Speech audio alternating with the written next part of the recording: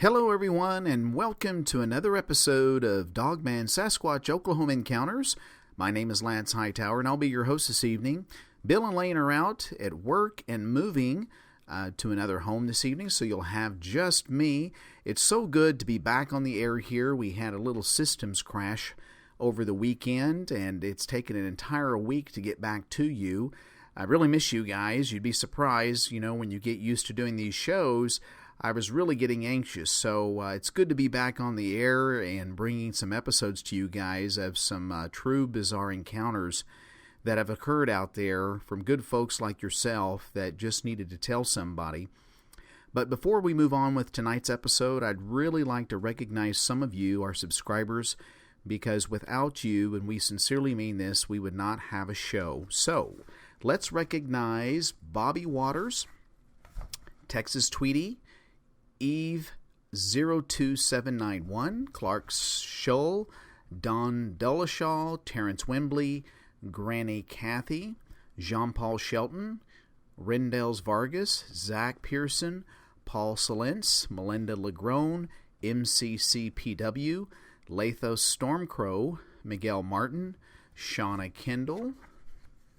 We have Conan the Procrastinator, Faki Popular MMOS, Junior Arivelo, Lisa Brooks for Love, Claydog 316, Kelly McGee, Musician, Movie Fan 725, Bipai Pipai Bababooey 7, it's a mouthful there, Max Mista, Dark Realm Records, William Morris, Troy Nopic, Thunder TKE, Kyle 88, Lorids 2007, and Joe Randalls 27. So, thank you guys so much. We're getting ready to start our drawing sometime soon as well. So, we're going to have one of you, we're just going to randomly pick. There's no method or anything. We've basically printed out all our subscribers, and we've cut out everybody's name, channel name, and we're going to put it in a bowl, and we're just going to randomly draw. And we're going to have a prize. So we'll have a winner every month. We're not going to tell you what it is. We'll send it to you. And when you get it, what we want you to do here, when we select the name, we're going to call it on the next episode. We want you to call our toll-free number that we have and give us your address if you would. And that number is coming up here in a second. So just go ahead and you'll call in that toll-free number that we give out for our submission of reports here. And give us your address, and we'll send it to you when we like. And we would like you to, when you get the gift, go ahead and take a picture with it, and then we'll put it on the next episode. So I think you guys will really like it. So we're really excited to have that for you guys. So before we get started here as well, we'd like to remind you, the listeners out there, as well as if you know someone, it could be a friend, a family member, or a coworker, or even a neighbor that has been the eyewitness, or you've heard in certain circles they've had an encounter of something that walked on 2 or 4 legs that terrified them. And you know people like this. There's probably stories out there right now that you know of people, and they just don't know who to go to. Sometimes it's hard. You can't really go to law enforcement. No crime has been committed. You really can't go to the game warden because they're not going to really tell you formally that these things exist. And it's really hard to go anyone in your church. We've been there, done that. And so really, this can be an outlet for you just to tell. You don't have to be on the air. We will not give your name. It's strictly confidential.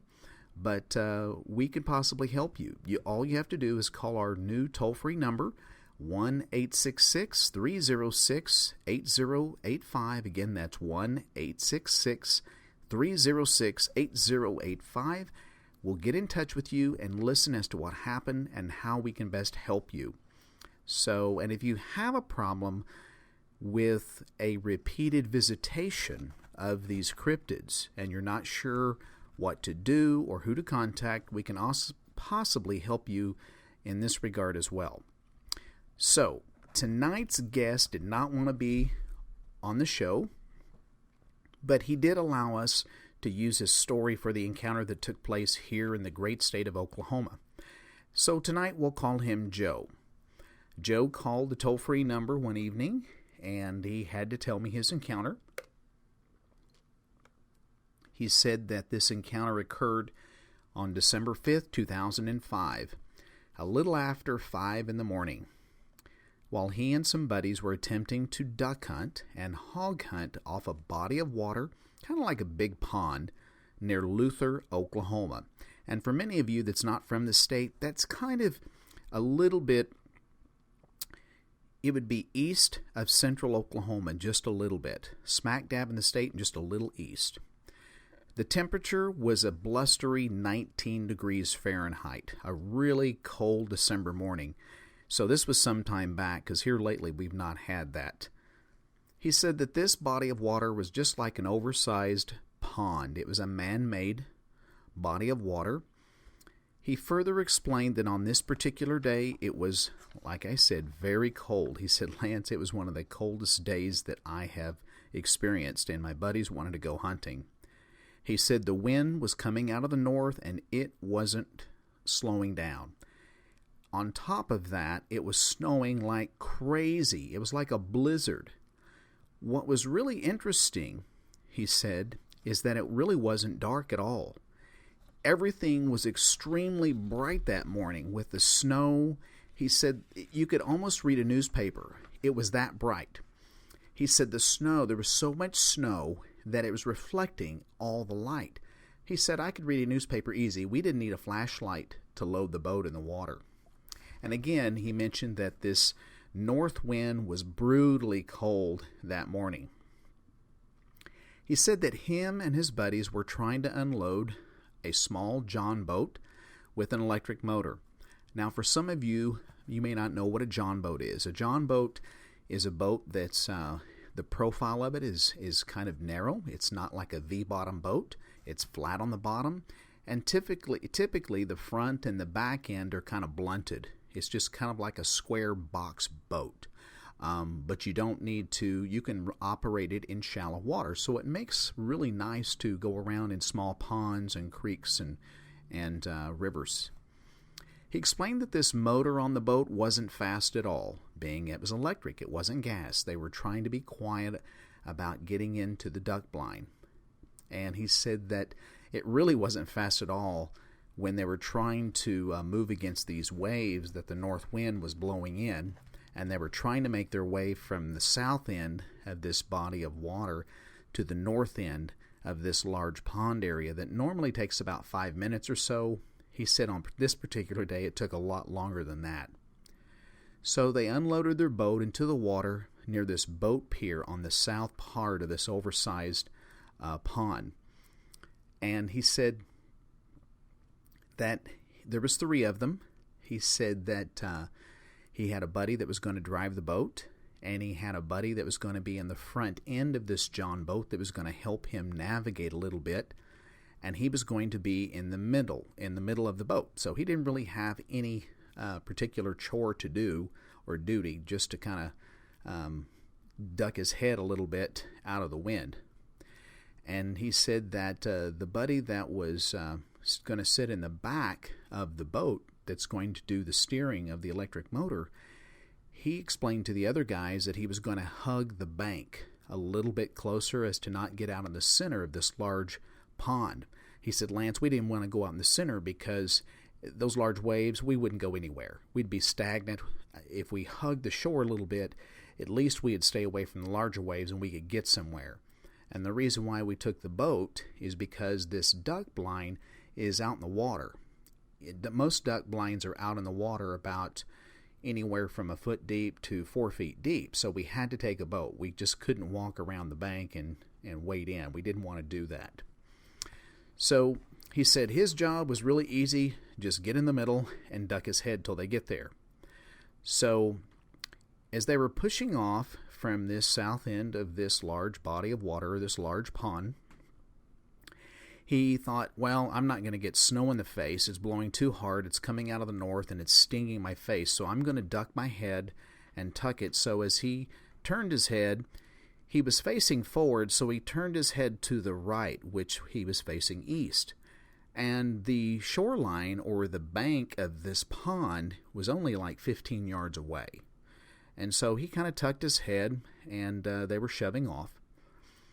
And he told me, Joe said that as soon as they were just settling in the boat and they were starting to move a little bit off from where they pushed off, he noticed that right next to the bank, only about 15 yards away, which was really close, he said that he noticed something that just right next to the bank, that there was a large cedar tree. There was a lot of trees around this area, large cedar trees and large hardwood trees with a lot of blackjack, real small hardwoods.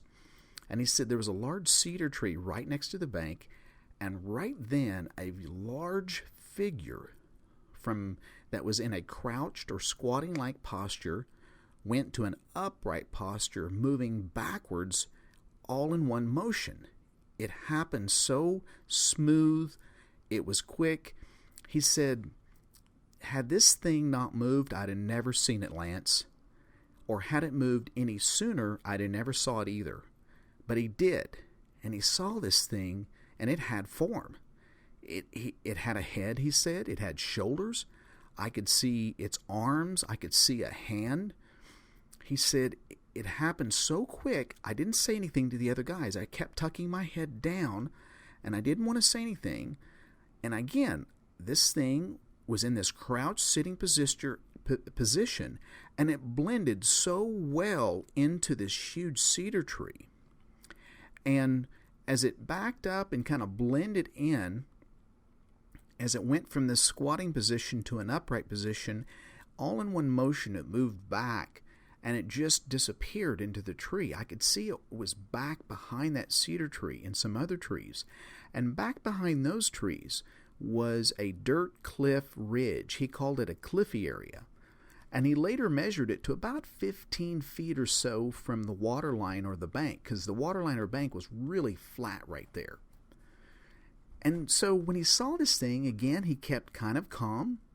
He didn't want to alert or alarm the guys because he was still trying to question himself. He said, "What is this?" He kind of laughs, but he said, "Initially, I thought, is this a cow? No, this is not a cow. Cows don't stand upright on two legs. That's ridiculous." So he was questioning himself. He said, "It's too big. Cows don't walk upright. What am I thinking?"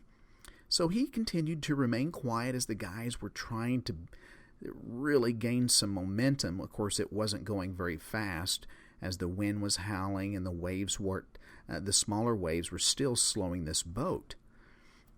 Just a little bit as they were hugging the shore. And again, his buddy up front was trying to navigate to help the guy in the back as to not hit any limbs or branches or get stuck on any sand point coming out from the bank. He said they were moving at a snail's pace, but they're getting there. Slowly but surely they were getting there. And he said as he saw this thing step backwards, it disappeared in the trees, back behind as it went up this cliffy ridge. There must have been some draw up there, because it didn't climb this ridge, but it kind of disappeared, and there must have been some depression or draw that it disappeared up further into the trees on this ridge line. And then that's when it started, he said. Him and his buddies heard the most god-awful scream type of yelling, and it didn't quit. He said, "Lance, it literally froze everyone in this boat. No one moved at all." My buddies said, "What the hell was that, guys?" No one in the boat said anything except, "What the hell was that?" They didn't move. The motor was still going. They were still trying to make their way upstream, but everybody perked up immediately. And I said, "I think I know what it might be, guys. I think I know." And they said, "What?" He said, I saw something, and I think I saw Bigfoot, guys." I told him what I saw as soon as we were off the boat pier, just starting out from the south end of this pond, a short distance away, next to the shoreline, next to the cedar tree, as it went from a crouched position to an upright, backed up, and it just kind of disappeared into the tree and then went up a draw. and then how it just stood up simultaneously, so smooth, and just disappeared up this cliffy area.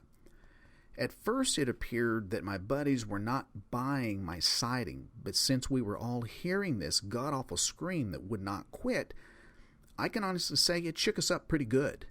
And then they believed me. Possibly what I saw was what was going on. It was probably some Sasquatch or Bigfoot.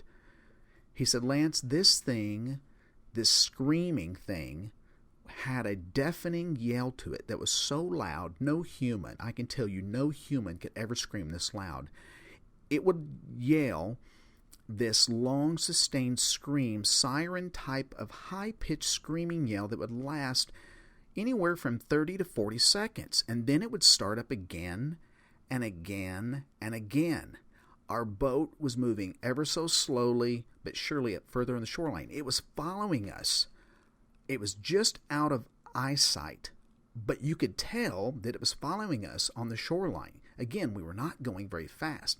We still only remained about 15 or so yards out from the water bank, heading north to this duck blind. This thing, this Bigfoot, was following us equally within the tree line right off the shore, keeping up with us, of course, with our forward momentum that we were in the water. Joe said that it screamed for at least 5 minutes. He said, Lance, it sounded like at least 30 minutes. He said, when you're scared to death, it was we were just froze, literally. We just wanted to get to the duck blind. And I asked him, I said, how far did it scream? How far of a distance? He goes, well, from where we started off on that boat pier, that's when it started. As soon as it disappeared in that tree line, he said, Lance, it continued up at least 150 yards of us moving up to this duck blind while we were in the water until we reached our duck blind. Then the screaming stopped. And I asked him, could you repeat what that sound sounded like? He says, I can't do it. He said, Lance, it was the loudest thing I've ever heard anything do. I know it wasn't a man. There's no man that has vocals like that. And then when it would get done with this 30 to 40 second scream, you could hear it taking a huge inhale of air again. And he made that sound for me. And then it would start again. He said, there's no way I can even repeat that sound, how it sounded. He said the original plan was for him to drop off. He was going to be dropped off by himself onto the shore just a little ways past the duck blind, for him to go back into the woods and hunt some hogs, while the other two guys were going to hunt ducks. Well, after this screaming by this thing, or this Bigfoot, no one had to ask me if I was still going hog hunting. The other two knew I wanted to stay with them in the duck blind. It was just kind of an unspoken knowing that I was going to be with them, period. Once we all got to the duck blind, none of us said a word to each other. At first we were just sitting there kind of like, did we just hear what we just heard? Again, the snow is howling around us. Our backs are kind of to the north wind. We're out in this water about 2 to 3 feet deep. We just sat there kind of quiet. We were whispering. We're scared. I mean, really scared, Lance, is what he said. We were kind of out of our minds scared. We were trying to figure out just what the hell this thing was making this noise. And also, what did I see after we pushed offshore? Nobody was really interested in duck hunting anymore after this. Although no one said it aloud, none of us really didn't want to go past this thing again. We didn't want to go right back where we went and have this thing scream again, but we all knew we had to travel the same route. It wasn't that far. 150 yards doesn't sound like a lot, Lance. He goes, but when you heard the scream that we did, we didn't want to do that again. So I shared with the guys that this thing was enormous. I said it had to be at least somewhere around 10 feet tall, possibly 11 feet, because its head was just a few feet below that cliffy area or that cliff ridge when it backed up behind that cedar next to that cliff behind it. And we later measured that ridge, Lance. from the water line or the shore, which was really level. And he said it was about 15 feet in height, so I'm probably not far off my height measurement. He said, so conservatively, I'm saying about 10 feet. He says, now the girth of this thing was immense. Joe said that if both him and I were side by side, this would be the width of this thing across the shoulders, if not wider. It was one big boy, Joe said. He said that when they got back to the duck blind, they were all again scared out of their mind, really scared. He said they could hear this Bigfoot. Once it stopped screaming and yelling, they could hear it continuing to go up north, which would have been behind them. And it was moving up north in the woods, off that dense timber where originally Joe was going to do some hog hunting.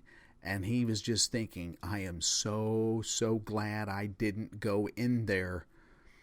And he said, I'm glad at least I know about this thing starting out before I found it while I was hog hunting. He said, Lance, we all felt this thing really never left us. Even though it didn't scream anymore, we felt like it was still watching us. We could just feel its presence. And it just remained out of our eyesight. After I initially saw it, I didn't see it again, nor did anybody else see it again, any shadows or anything like that. We were observing the timber behind us. We were observing all of the shoreline the whole time. We didn't do much duck hunting at that point. We all felt that when we bugged out, we left about noon back to the truck, and trust me, we were all on high alert. We felt again, like I said, we were still being watched. It's just that presence. And this presence or this sense really didn't leave us till after we left the area altogether.